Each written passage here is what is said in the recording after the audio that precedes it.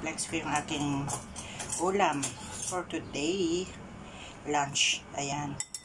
Ang nilagang okra guys. Ayan. Yung sabaw ng okra guys ay pwede natin siyang inumin kasi nandyan yung sustansya guys. Kaya malinis naman yan. Kaya iinumin ko siya guys para sa aking health benefits. Ayan.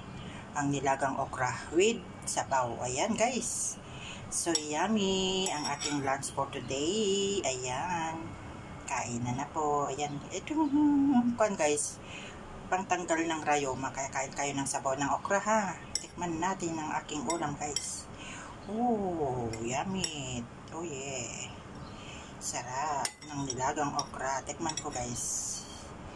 Paborito ko ng nilagang okra. Sarap.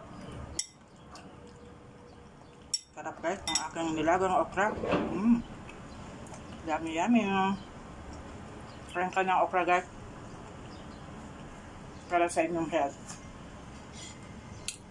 Yan, ang aking nilagang okra. Yung sabaw niya guys, iinumin ko.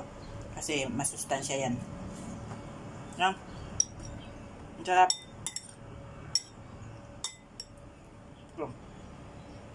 Masarap ito guys.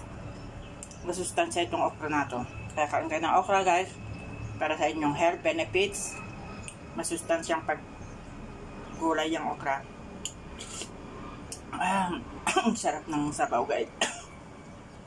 Ayan. So yummy. Thank you for watching po sa aking video. Ayan. Inubo na ako sa sarap. Sobrang sarap guys. So yummy. Ang okra ay masustansyang gulay. Kumain ng okra para humabang iyong buhay. Kumain kayo ng gulay na masustansya.